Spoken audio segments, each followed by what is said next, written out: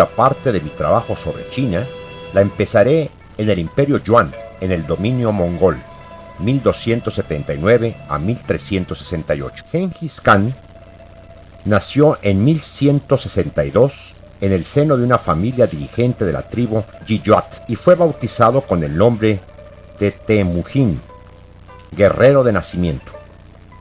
Mató a su hermanastro de adolescente y en 1206 fue proclamado Genghis Khan, rey universal.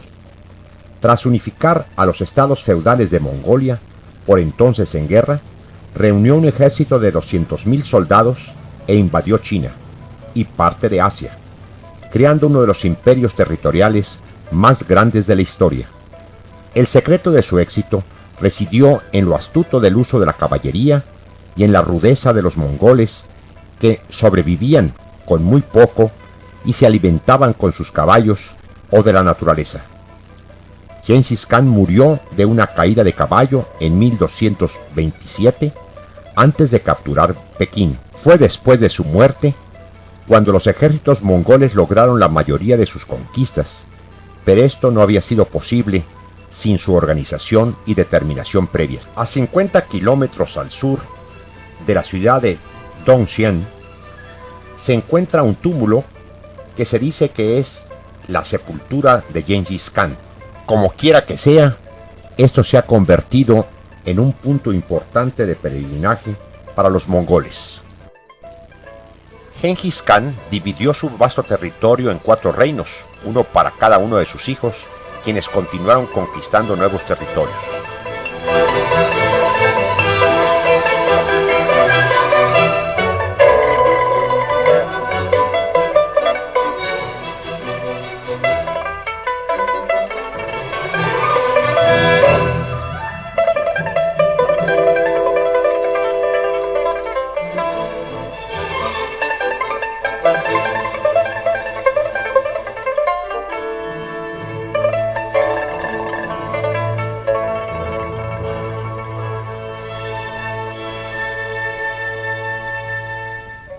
El mausoleo de Genghis Khan recuerda a un her o tienda mongol. Tras su muerte, miles de seguidores llevaron su cuerpo hasta Mongolia natal. Se desconoce el lugar exacto donde fue enterrado.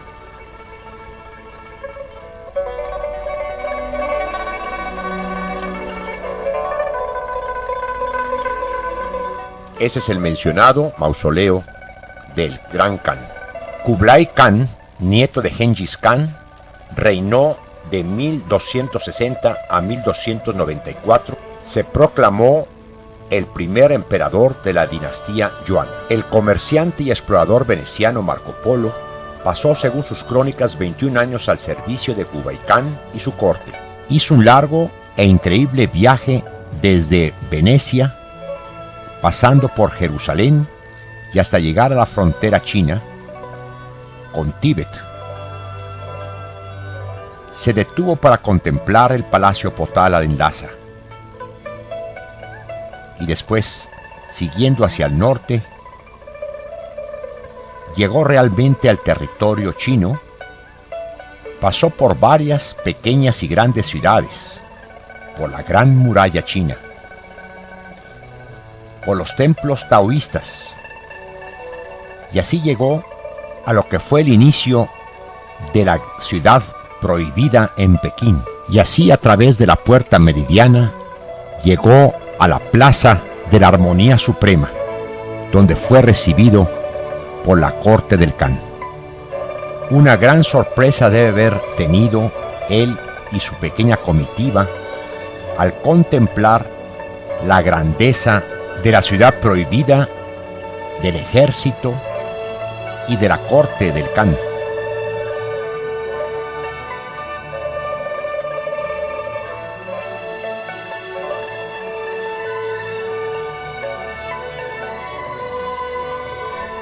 Para Occidente era totalmente desconocido la magnitud de este imperio. Aquí debe haber recibido instrucciones sobre el protocolo, que era muy estricto, la actitud con humildad extrema que deberían tener ante el soberano, En otra forma recibirían un castigo, inclusive la muerte.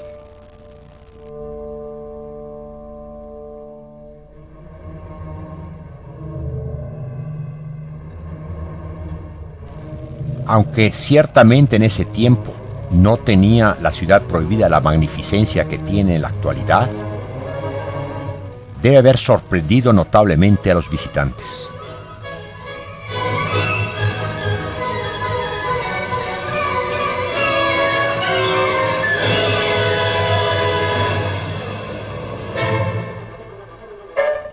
Ahora seremos testigos de la supuesta recepción que tuvo Marco Polo en el Salón de la Suprema Armonía,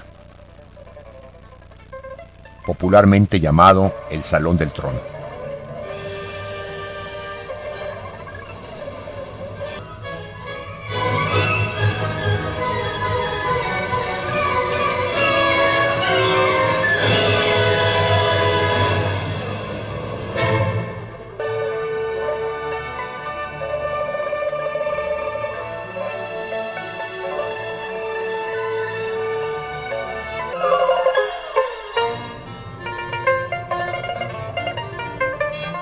Con la dinastía Yuan, China pasó a formar parte de un gran imperio que se extendía desde el mar de China Oriental, cruzando toda Asia hasta Polonia, Hungría y Bohemia. Beijing fue una de sus dos capitales imperiales, la otra, Sanandú. Se abrió nuevamente y con gran éxito la ruta de la seda. Los comerciantes llevaban los productos de este extenso país hasta un lugar tan remoto como la misma Roma.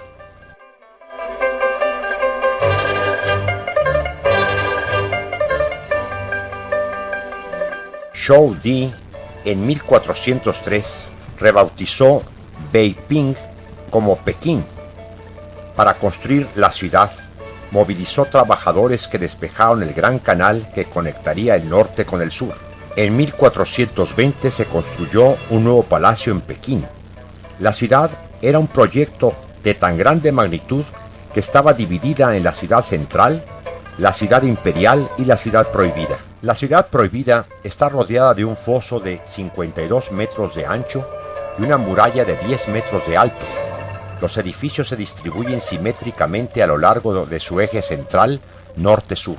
En cada una de sus 4 esquinas se alza una torre de observación especial. El palacio está dividido principalmente en 2 partes, la corte exterior y la corte interior. A la primera se accede desde la actual Plaza Tiananmen por la Puerta de la Paz Celestial, en donde a la fecha se expone un enorme retrato del presidente Mao. Desde aquí los emperadores promulgaban decretos y presidían grandes ceremonias.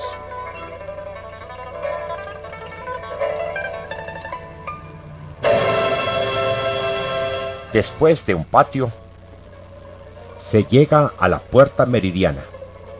Aquí se celebraban las expediciones de conquista, la entrega de prisioneros y la publicación del calendario. Puerta del Meridiano, el acceso meridional a la ciudad prohibida, construida en el 1420.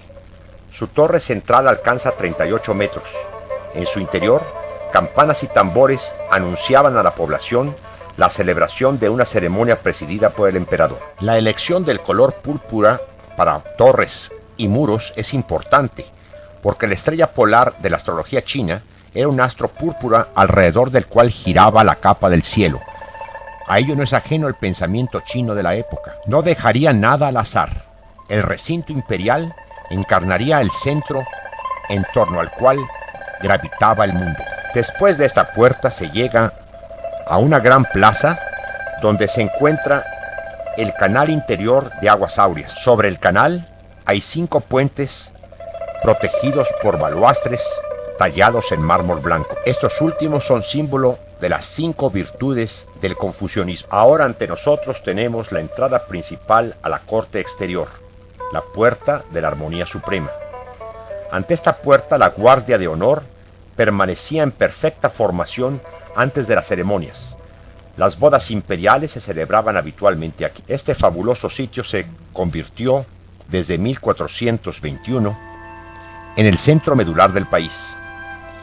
El complejo arquitectónico es el más majestuoso de China, desde donde gobernaron 24 emperadores durante 500 años hasta la década de 1920, y en 1949 se abrió al público en su totalidad. Antes era un palacio reservado a la corte y a los dignatarios del imperio. Tiene forma rectangular, cubre una extensión de 720.000 metros cuadrados, ocupa un tercio del eje central de 8 kilómetros de largo que dividía la antigua ciudad de Beijing.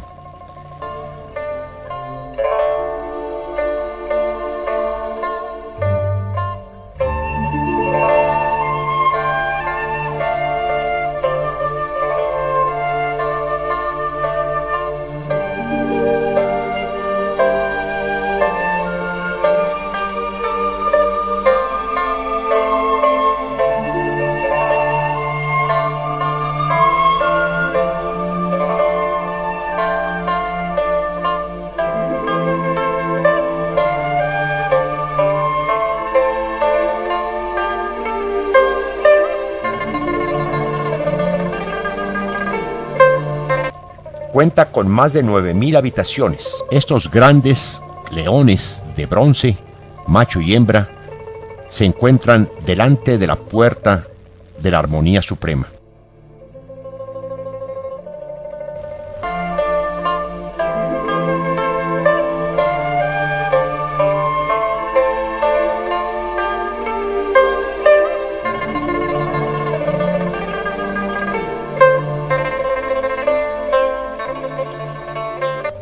También admiramos las figuras de bronce de una tortuga, una garza y un nicho de mármol labrado, que es la caja de medida.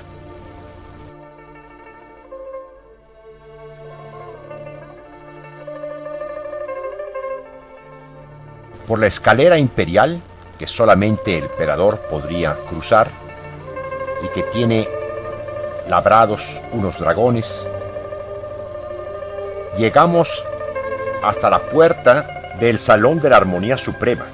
Aquí el emperador subía al trono, promulgaba decretos y presidía ceremonias.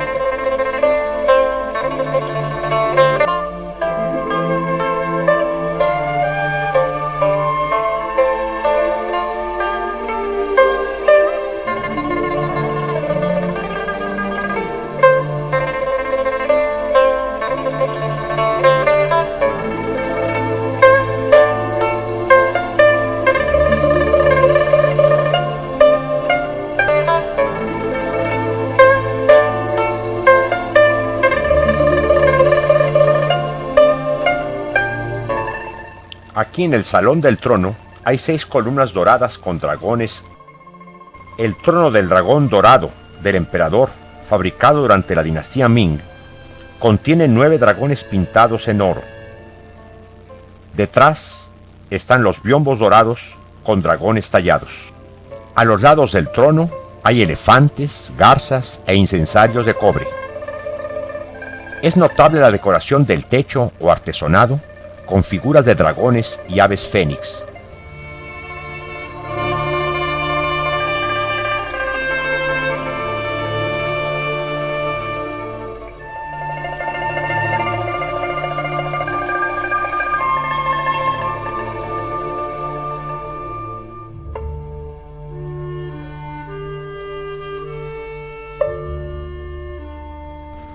Imaginémonos este gran salón de la Armonía Suprema de 2.377 metros cuadrados, llenos de gente para la audiencia del emperador. El conjunto de la Armonía Suprema tiene 55 habitaciones.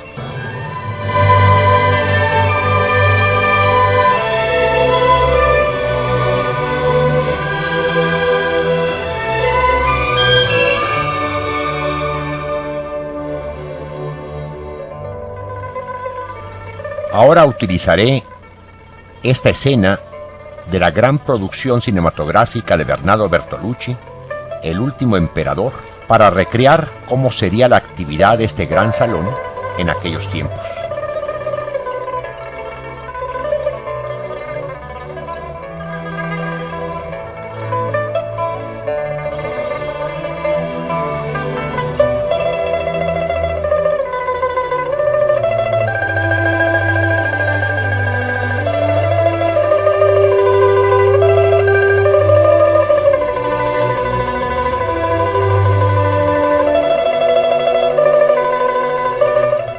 Y ahora volveremos a admirar este extraordinario momento de la superproducción en el cual el niño emperador va a la plaza de la Suprema Armonía y se encuentra con el ejército y todos los dignatarios de la corte.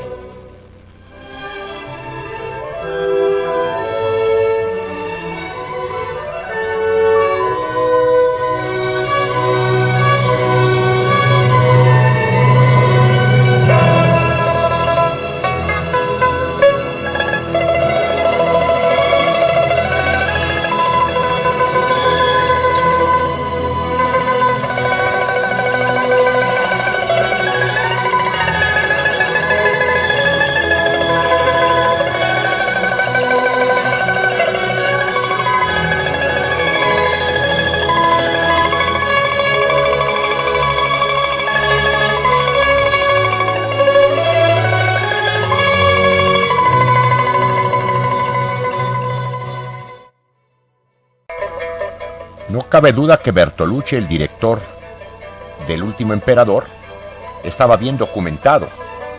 Esto lo podemos apreciar al contemplar estas pinturas del Museo de la Ciudad Prohibida. Vemos gran similitud con las escenas que acabamos de apreciar.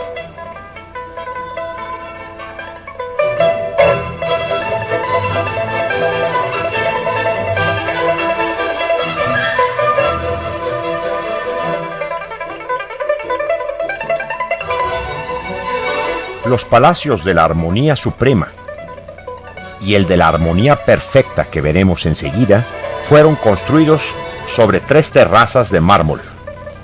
El primero posee 35 metros de altura y es el principal edificio del recinto.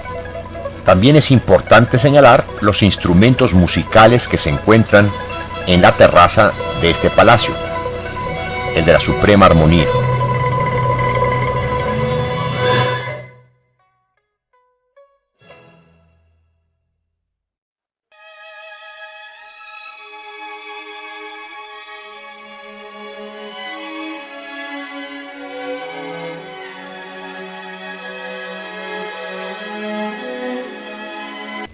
Estamos llegando al Palacio de la Armonía Perfecta.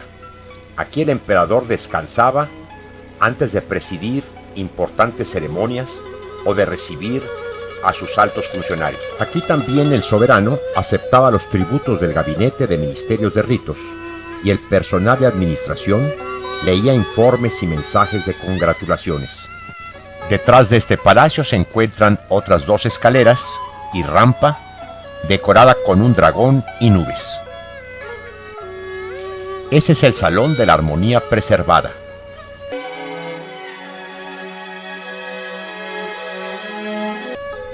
Estas calles separan las secciones del palacio.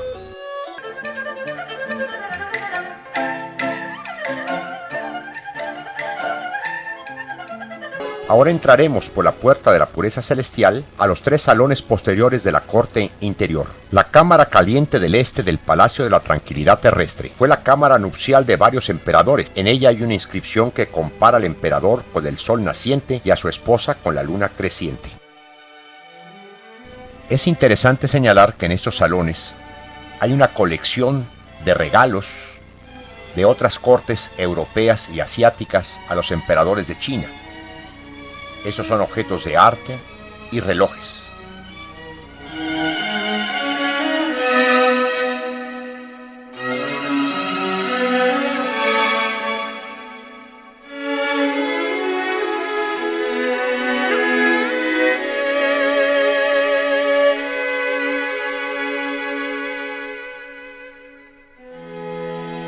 En estos 3 salones posteriores de la corte interior, no solamente vivía el soberano y su esposa, sino también las concubinas del soberano.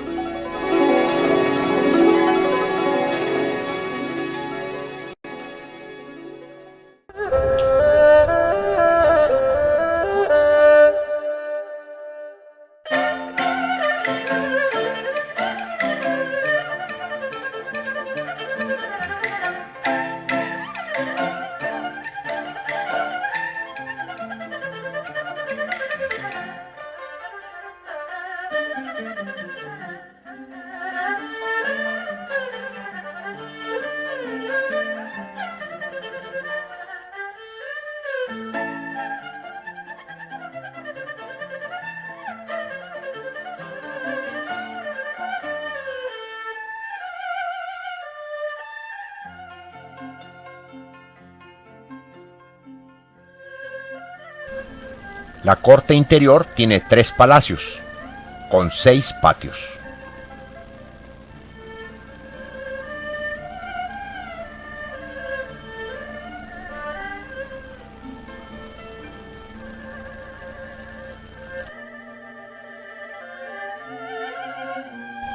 En este biombo podemos ver algunas escenas más íntimas de esta parte del palacio, en el que el soberano aparece con su esposa y concubinas.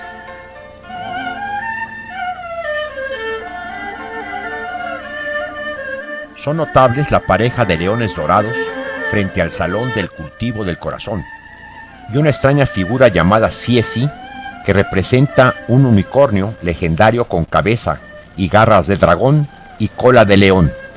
Es símbolo de la justicia.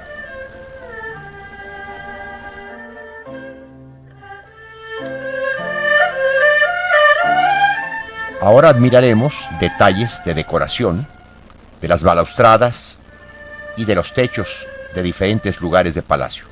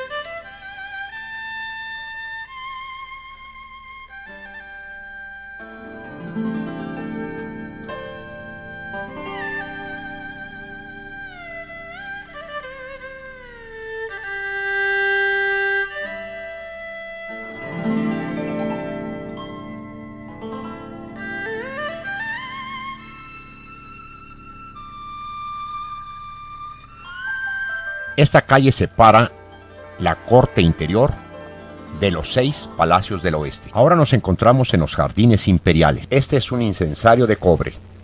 En la cima de la belleza apilada se encuentra el kiosco del paisaje, donde el emperador subía el día 9 del 9º mes lunar para contemplar la capital en otoño. Y ahora estamos frente al Palacio de la Pureza Celeste. Este es, en mi opinión, el más bello kiosco del Jardín Imperial, el kiosco de los 1000 otoños. Saldremos de la ciudad prohibida por la puerta del valor espiritual.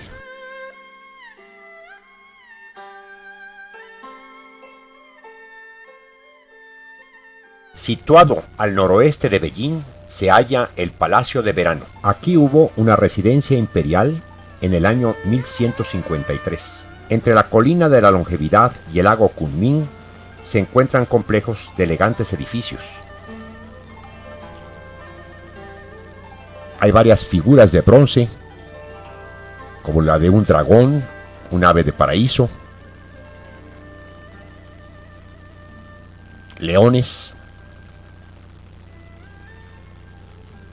En las múltiples habitaciones del palacio se encuentran también colecciones de antigüedades, objetos de arte, regalos que mandaron cortes europeas y asiáticas a los emperadores chinos.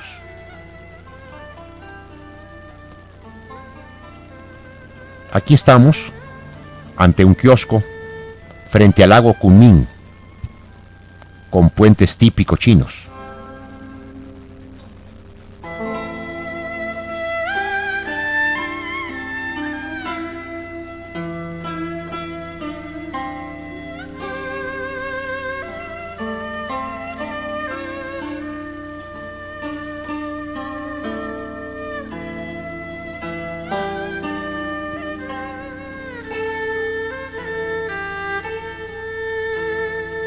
El barco de mármol.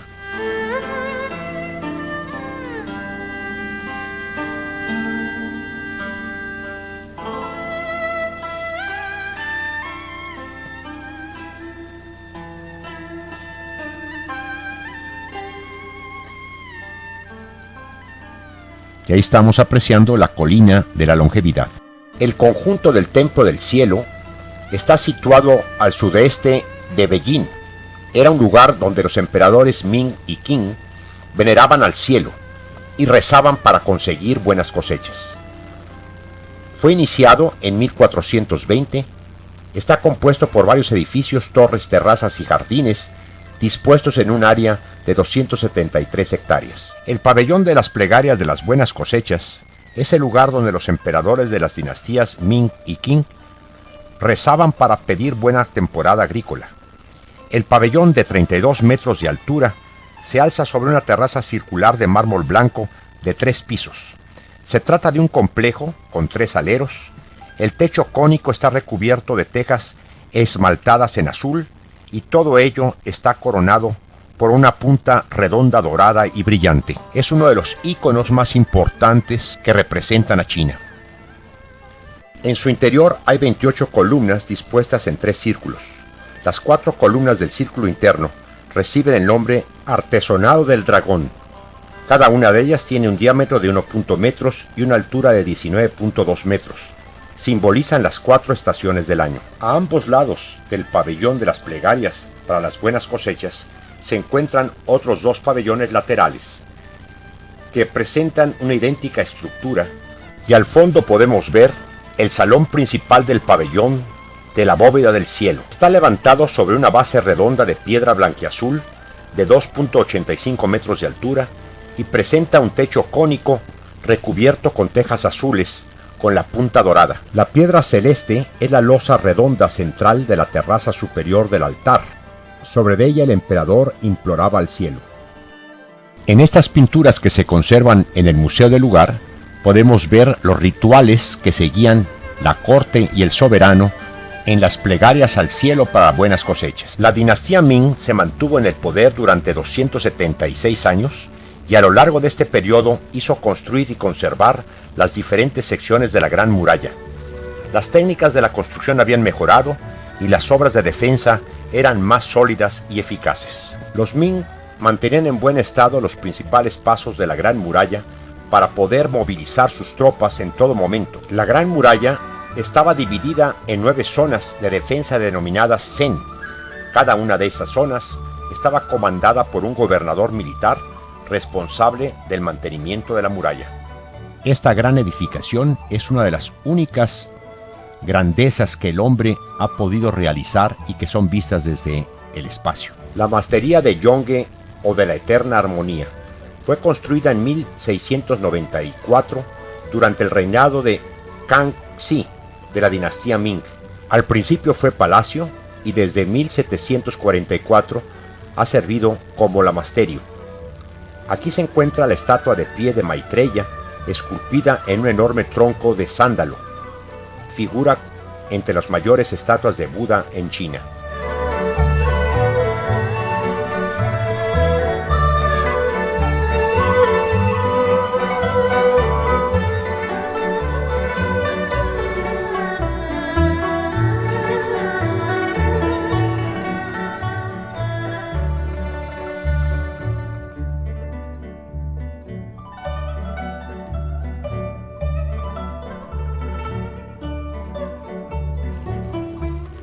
Hay varias figuras de Buda en diferentes advocaciones.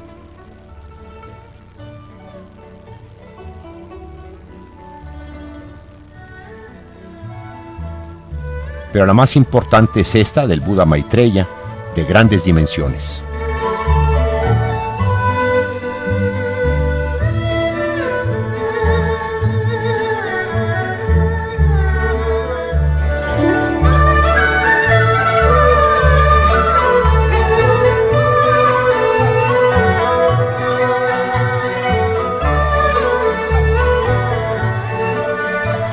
En el templo hay una campana bautizada Yongle, Eterna Alegría, y pesa 46.5 toneladas.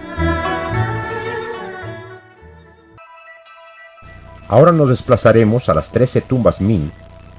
Estas tumbas están al pie de la colina Tianzhou, a 50 kilómetros de Beijing, en un terreno de 40 kilómetros cuadrados, rodeadas por las montañas en 3 de sus lados. Aquí yacen 13 emperadores y sus esposas de la dinastía Ming, 1368 a 1644. Nos recibe la Vía de la Santidad, una ruta de 800 metros de longitud, y se puede observar un grupo de esculturas hechas en piedra, 24 figuras de animales, tales como 2 leones, 2 animales legendarios, 2 camellos, 2 elefantes, 2 caballos, etc. Y 12 figuras humanas de pie, que representan personajes con títulos honoríficos otorgados por sus méritos. Así tenemos ministros, civiles y generales.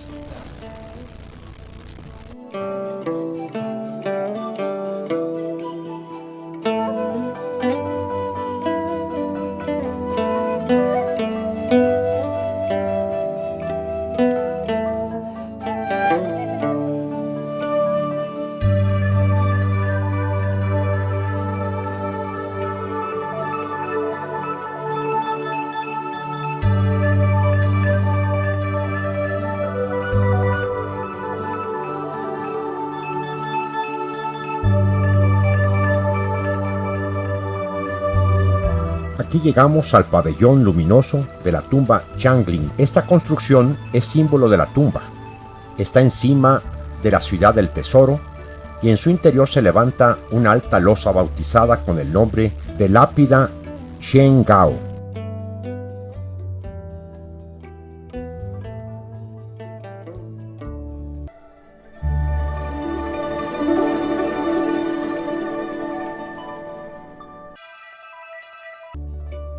Ese es el Palacio de la Gracia Eminente o Palacio Lingen. Es el recinto en el que se ofrecían sacrificios a los antepasados. Entramos a él por esta escalera de mármol. Tiene una superficie de 4.400 metros cuadrados. El techo descansa sobre 60 columnas y tiene un vistoso artesonado. Aquí se guarda la estatua del emperador Su Di sentado. Y hay una valiosa colección de joyas y objetos de los emperadores Ming.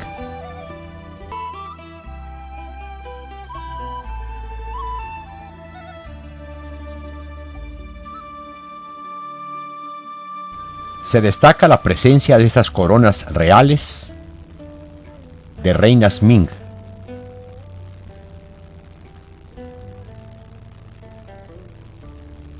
Y de emperadores de esa misma dinastía.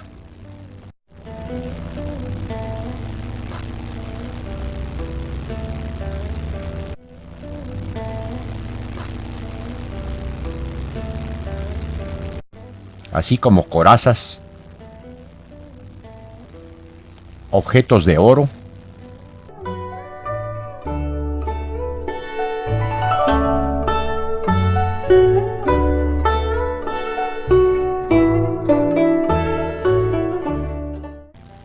el palacio subterráneo de la tumba Dingling está situado a 27 metros bajo la superficie del suelo.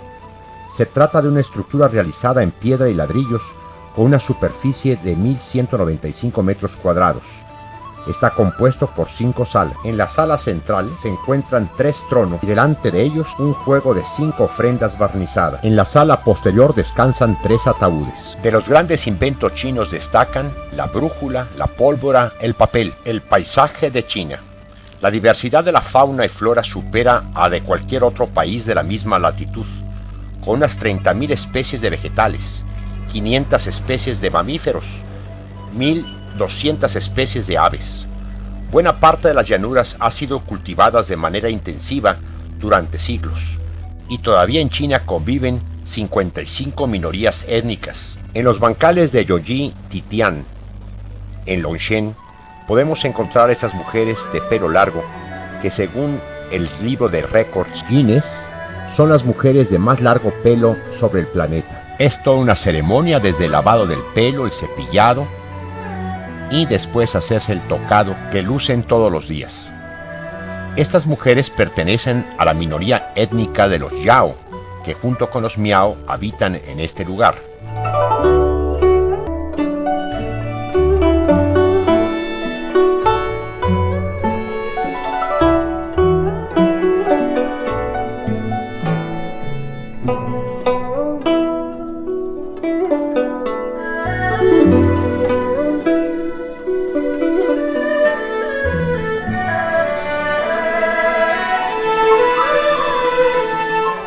Uno de los paisajes más famosos y bellos del mundo lo tenemos en Guilin.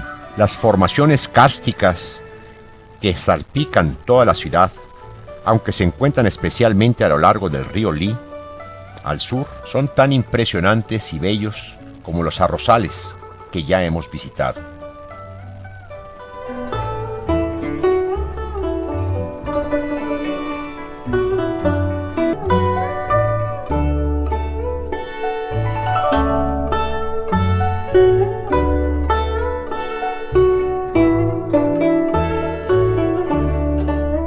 China es un país de contrastes. En Shanghái, por ejemplo, podemos encontrar estos antiguos canales, los ejercicios matinales tradicionales que la gente de Shanghái realiza por la mañana o por la tarde frente a los grandes rascacielos y modernísimas torres. En términos de desarrollo urbano y construcción, Shanghái y Hong Kong quizás sean las dos ciudades de mayor avance en el mundo. La vida nocturna de ambas ciudades puede compararse con cualquiera de Europa o de América.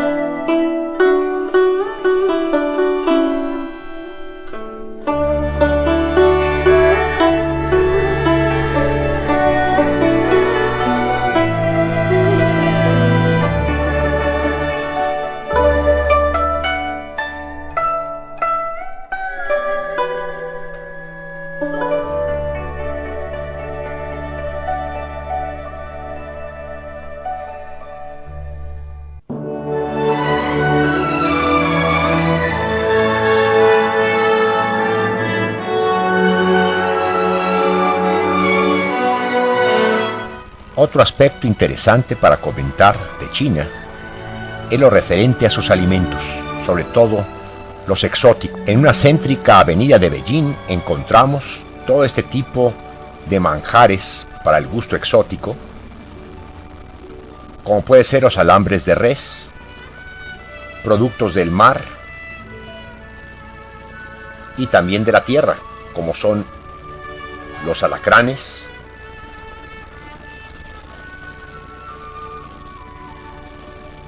de todos tipos y tamaños, ciempiés,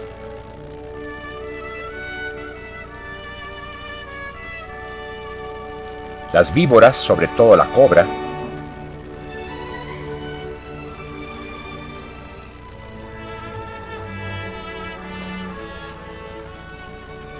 las estrellas de mar, calamares,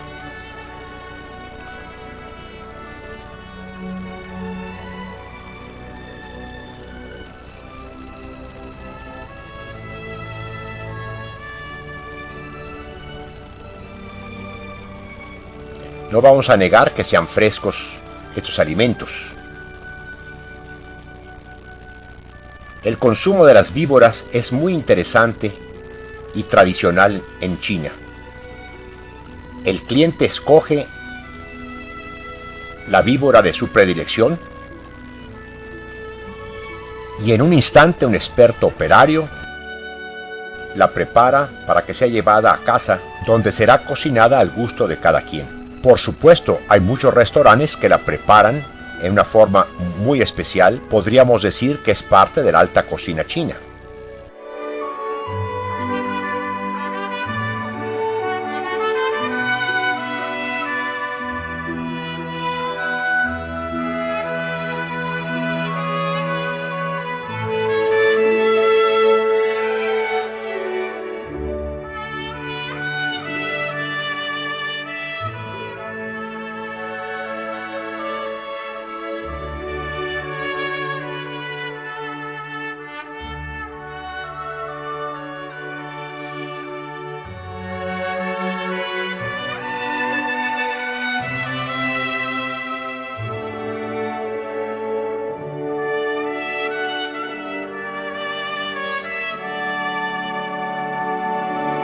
También en varios lugares del país se comercializa este licor que contiene una cobra en su interior. Las ranas, el pato, por supuesto, sobre todo laqueado, las tortugas,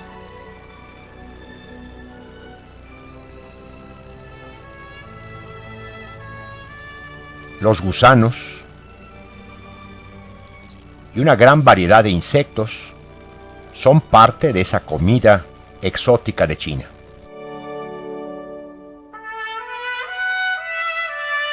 No solo Shanghái y Hong Kong han tenido ese inusitado desarrollo. Hay un gran grupo de poblaciones en el que se aprecia también un crecimiento importante, sobre todo en la construcción de puentes, carreteras y modernos trenes. Ciertamente todo ha tenido un precio. En Hong Kong, desde el pico Victoria, ya no se puede apreciar la bahía de Kowloon. En la de Aberdeen, ya no vemos tampoco los sampanes que poblaban esta bahía. Han quedado reducidos por lo menos a un 10 o 20%.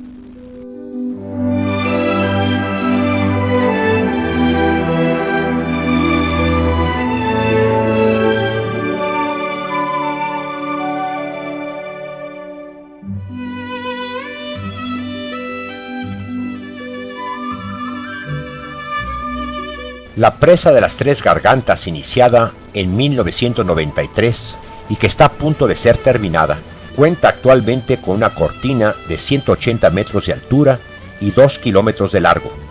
El embalse tiene 645 kilómetros de extensión, que ha supuesto un desalojo de 3.000 comunidades, ya que el nivel de agua de la presa alcanzará 150 metros sobre el original. Su capacidad de almacenamiento es de 39.3 billones de metros cúbicos, tendrá 26 turbinas generando 700.000 kilowatts cada una, esto es 18.2 billones de kilowatts, y al año se espera producir 84.7 billones de kilowatts hora. Actualmente el 80% ya está en servicio. En la gran presa podrán navegar barcos hasta de 10.000 toneladas.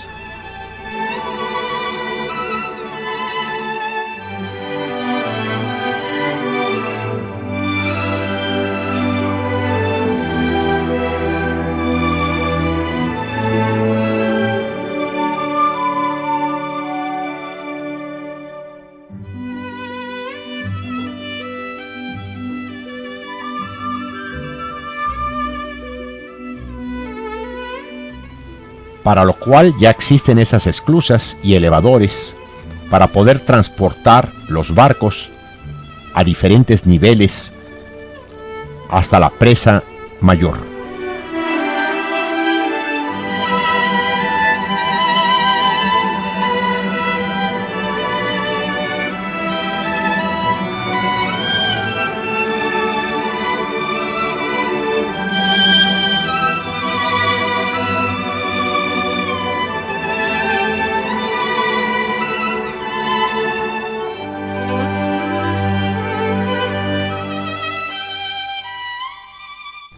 Sin embargo, esta presa ha tenido un gran impacto. Como ya lo dijimos, muchas comunidades van a desaparecer.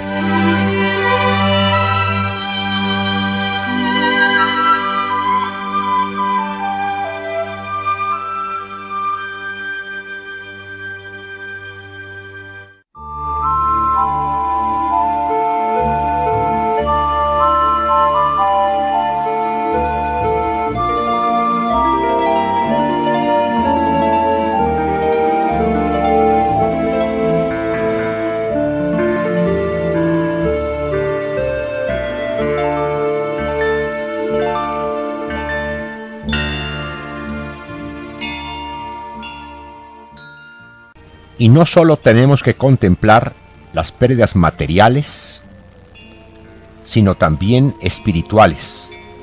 Tantas personas que tenían ahí todos sus recuerdos, no solamente de su propia vida, sino la historia de sus antepasados. Y no solo ciudades van a desaparecer, puentes antiguos y modernos también van a sufrir la misma suerte.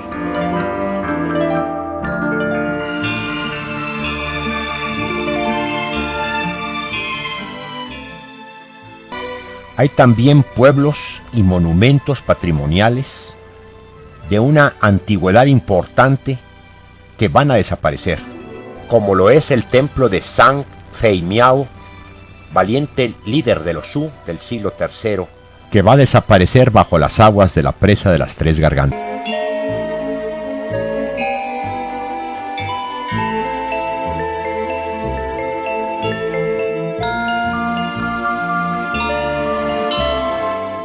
Existe también el peligro, por el peso de la presa, de terremotos que puedan llegar a destruir la presa misma.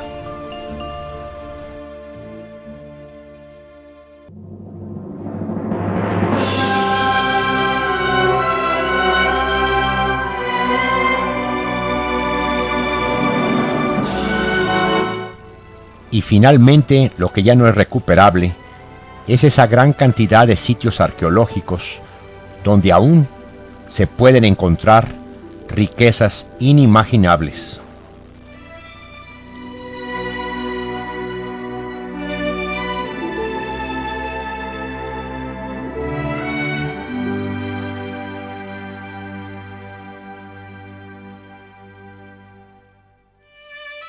Hay que recordar que esta zona, en las márgenes del río Yangtze, fue donde se encontraron las primeras civilizaciones de China.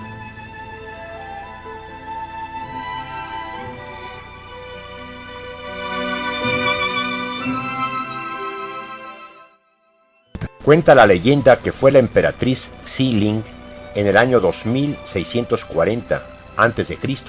quien instituyó la cría de gusanos de seda a gran escala. En la actualidad, el arte de la seda, en vestido, pintura, bordado sigue siendo una de las más importantes del país.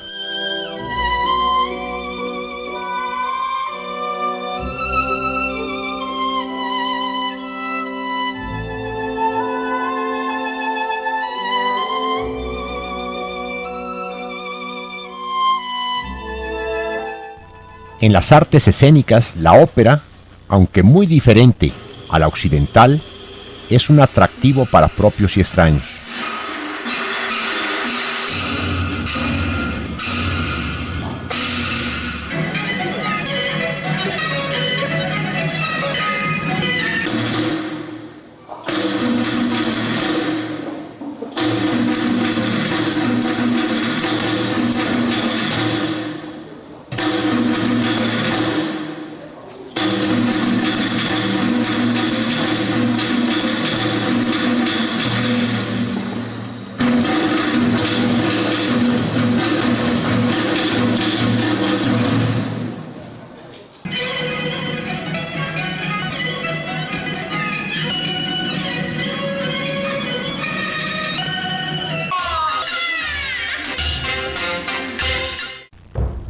Los espectáculos de baile y canto folclórico tienen actualmente en varias ciudades de China un desarrollo increíblemente bello.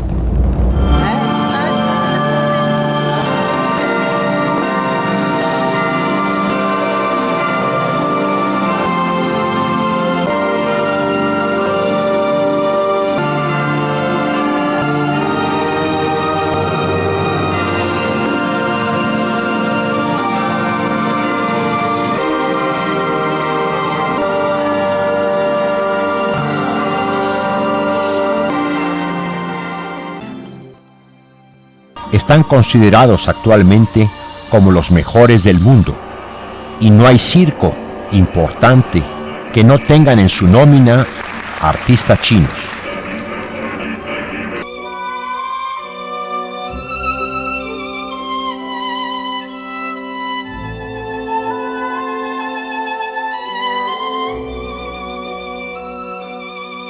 Al caer la dinastía Ming, quedó al mando por poco tiempo la Jin y después la Qing, la última de las dinastías chinas, 1644 a 1911. Se registraron las llamadas dos guerras del opio, quedando países como Inglaterra, Francia y Portugal con territorio chino. El último emperador chino estuvo prácticamente encerrado en la ciudad prohibida hasta que terminó con el mencionado debilitado imperio en 1912, quedando en el poder Sun Yat-sen. Después nuevamente entra el país en guerras y disputas internas hasta el advenimiento de la República Popular China con Mao Zedong a la cabeza, hasta su muerte en 1976.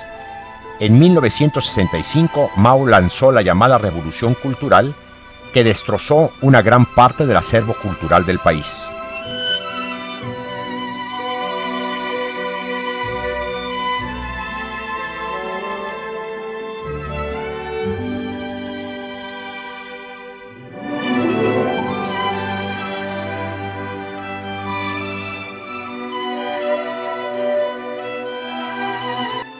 La máquina propagandística china, en la década de 1960, publicó millones de carteles de Mao en los que a menudo aparecía tratado como un símbolo de benevolencia, un dios venido al mundo para transformar la vida del pueblo.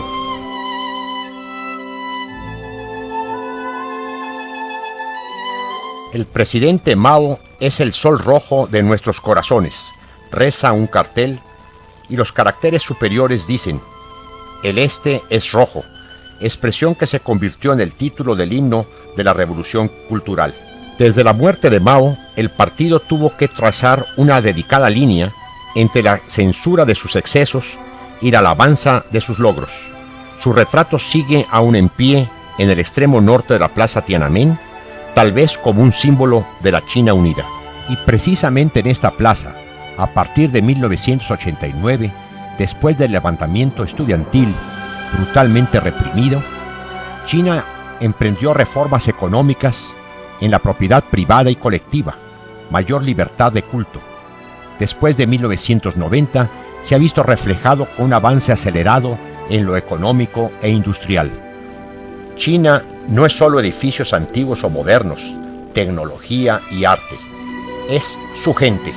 China es, por lo tanto, un país milenario que ha transformado y embellecido lo que recogió de las enseñanzas filosóficas de Confucio con su confucianismo, Lao Tse con el taoísmo, dos filosofías autóctonas, y el budismo importado de Nepal y la India.